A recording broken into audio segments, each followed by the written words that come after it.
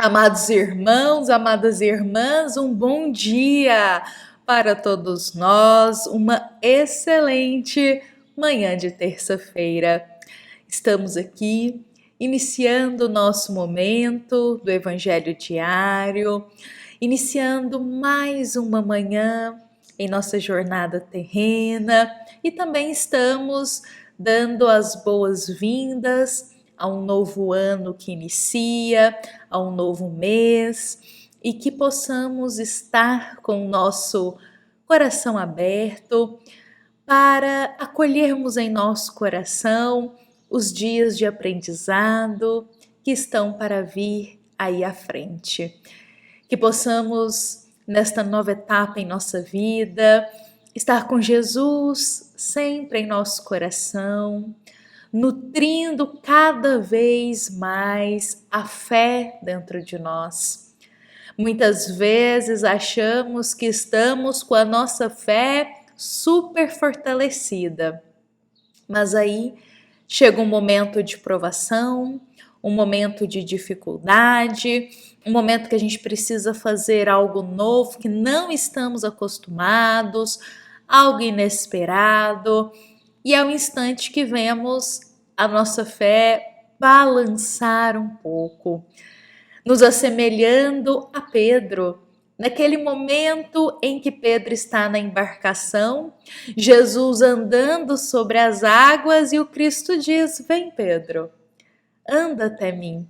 E Pedro, colocando os pés na água, a primeiro momento irá andar, mas vai afundar. E no momento que Pedro afunda, ele roga amparo para que Jesus lhe socorra. E Cristo, olhando para aquela situação, diz: homens de pouca fé.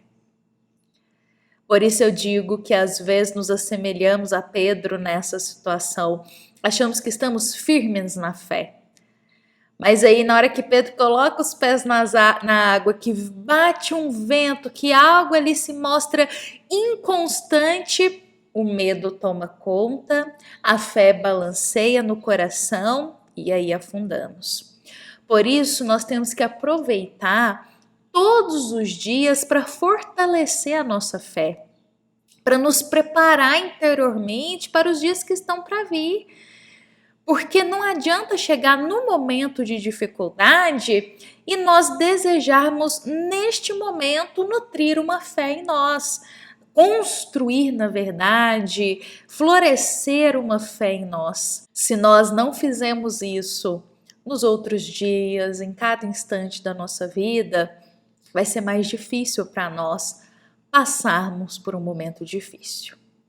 Fato é que a gente jamais está sozinho, a gente sempre tem amparo, mas precisamos também fazer a nossa parte, nutrir esta fé, meus irmãos. É o que eu sempre penso.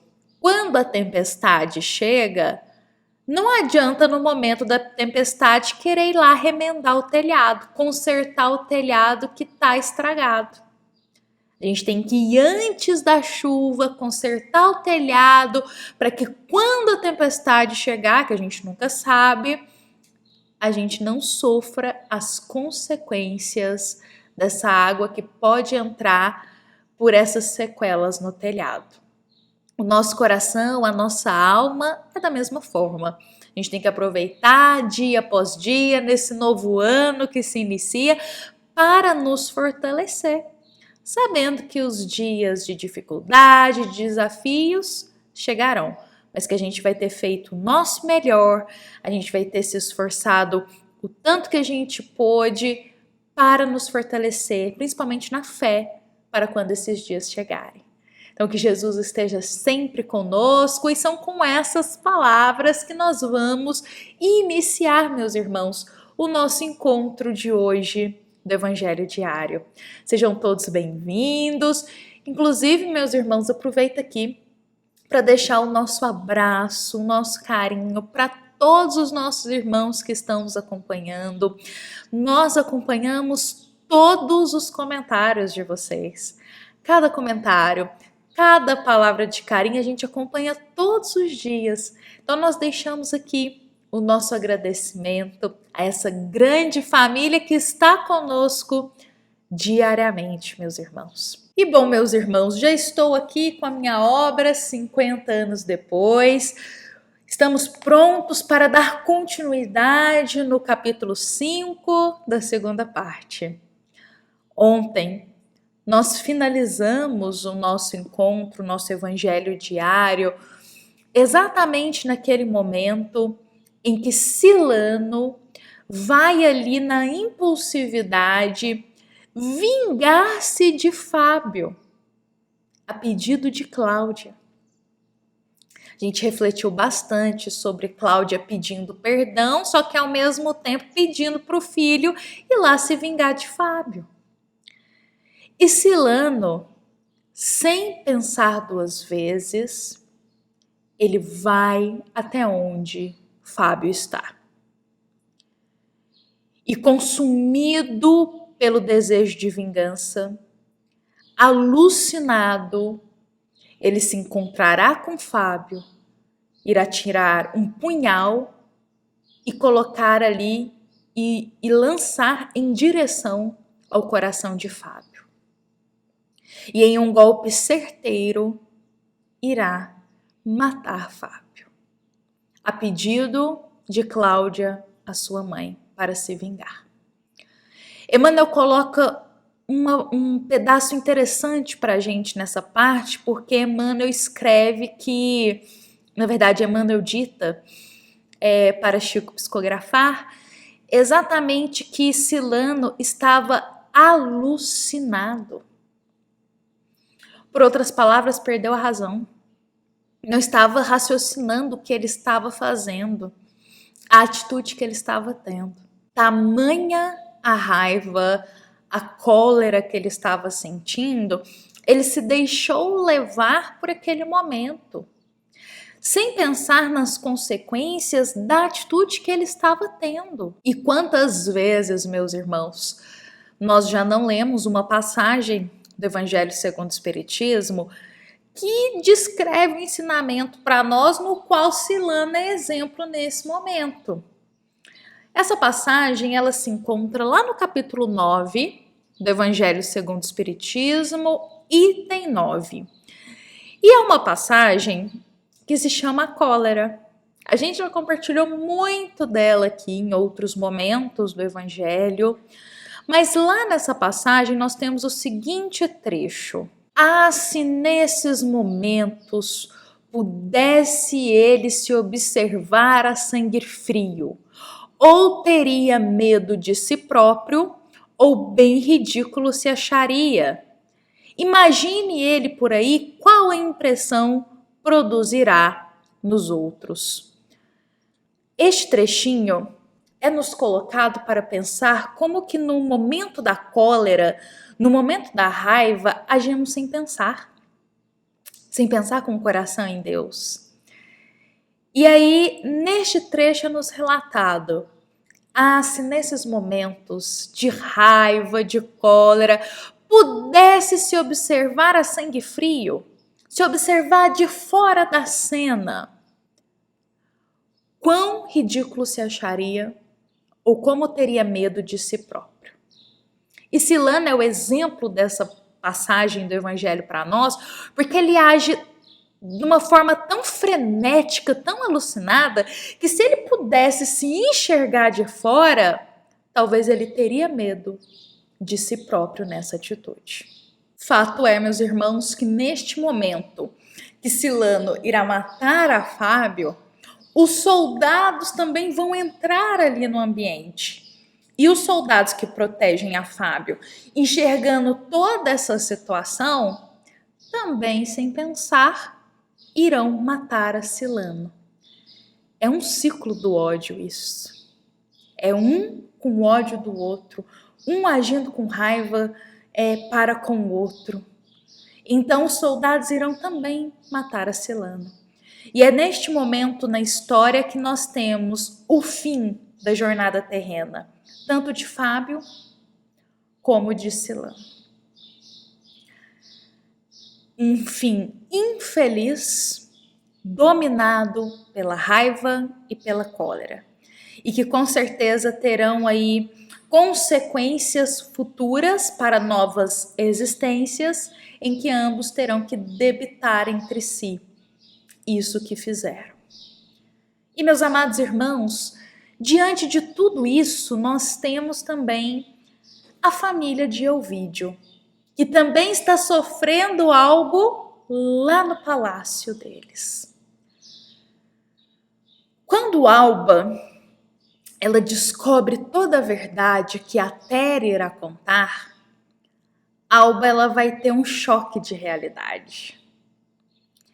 E a notícia é tão forte para ela, mas tão forte, que ela terá como se fosse uma paralisia. Aqui eu estou usando as minhas palavras, mas é como se ela paralisasse. Perdesse a razão.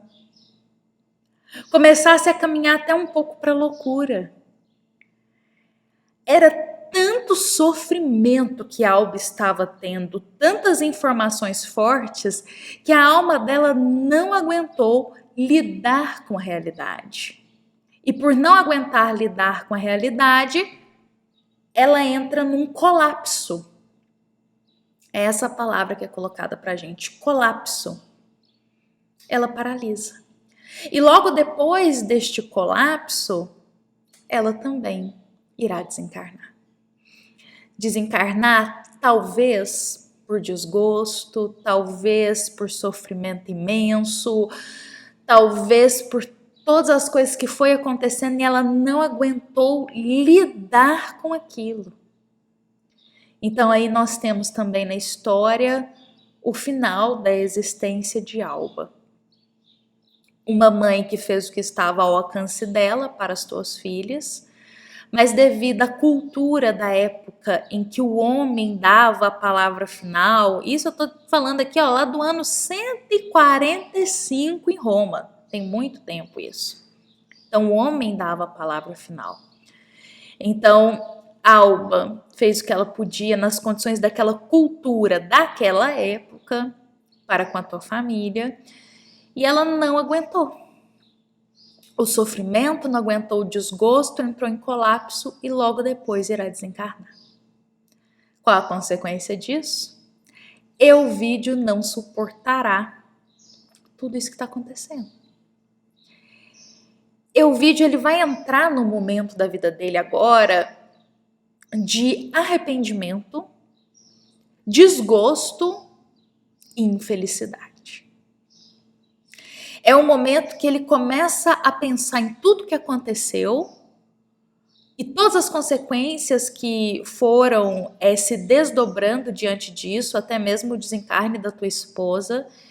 E ele fica, diz Emmanuel aqui pelas palavras, que os olhos dele ficam até opaco. Perde o brilho da vida os olhos dele. Tamanha as coisas infelizes que foram acontecendo devido às próprias decisões dele da vida. Os anos vão passar, meus irmãos, o tempo vai passar. Essa família que foi marcada por esse desgosto, das atitudes impensadas, eu acho que é um momento da história para todos nós pensarmos o alcance de uma atitude impensada, uma atitude banhada de raiva, uma atitude banhada de ódio. Todas as vezes que a gente toma essas atitudes impulsivas, com raiva, com ódio, uma coisa a gente pode ter certeza: fruto bom disso não vai surgir. Mais cedo ou mais tarde, um fruto bom disso não vai surgir. Que é primeiro que a nossa consciência não estará tranquila. Então pensemos que agora estava sendo o momento da colheita de Elvídio. Tantas atitudes com raiva, tantas atitudes impensadas, agora ele estava colhendo toda essa carga de infelicidade das próprias atitudes dele. E um dia, depois o tempo vai passar, ele continuará exatamente nessa mesma energia de opacidade mesmo da alma. A alma dele perdeu o brilho da vida. E aí um dia um amigo dele de infância, um amigo muito querido, irá visitá-lo. E nessa visita, ao entrar, o amigo repara como que Ovídio, ele está cabisbaixo, como que ele está mergulhado em sofrimento. Sabe quando a gente fixa o olhar longe, longe? Parece que o nosso pensamento está longe dali. Ovídio era esse reflexo, ele vivia assim agora. E esse amigo, ao entrar ali para visitar Ovídio, vendo toda essa situação, vai fazer um convite para ele. Esse amigo é cristão e vai convidar Ovídio para uma reunião cristã. Quem sabe Ovídio, ouvindo sobre Jesus, as palavras do mestre Nazareno, não consegue aurir forças para sair daquela situação e reconstruir sua vida, caminhar na medida do possível. Quem sabe ele pode aurir nas palavras de Jesus a força para juntar os cacos da alma dele e tentar caminhar um pouco na vida. Então esse amigo convidará Ovídio para uma reunião cristã. E Ovídio irá aceitar esse convite. Ele vai pela primeira vez ouvir os ensinos de Jesus. Algo que a filha dele, na casa dele, já falava há muito tempo. E ele nunca ouviu a própria filha. Ele nunca deu valor nas palavras da filha. Mas algo precisou de acontecer tudo isso para alguém de fora vir fazer esse convite para ele. Porque ele teve a oportunidade dentro de casa com a filha dele, a Célia, que sempre foi cristã ali naquele momento na família. Ele teve a oportunidade de ouvir de Jesus. E ele não aproveitou a própria filha em casa para ouvir as palavras do mestre. E como eu disse, teve que acontecer tudo isso para ele aceitar o convite de alguém de fora para abrir o coração para Jesus. Amanhã, na quarta-feira, nós vamos dar continuidade. Nós iremos ver detalhadamente como foi essa ida de Ovídio na reunião cristã. E depois disso, eu posso afirmar para nós, vai acontecer algo inesperado por nós. Quando ele chegar nessa reunião, depois dessa reunião, as coisas vão se desdobrar de uma forma que irá surpreender a todos nós. Eu espero a todos vocês, meus irmãos, aqui amanhã, para a gente se reunir como uma grande família, partilhar o pão do Evangelho, com a bênção de Deus, nosso Pai. Desejo a todos uma excelente terça-feira, com a paz de Jesus em nosso coração.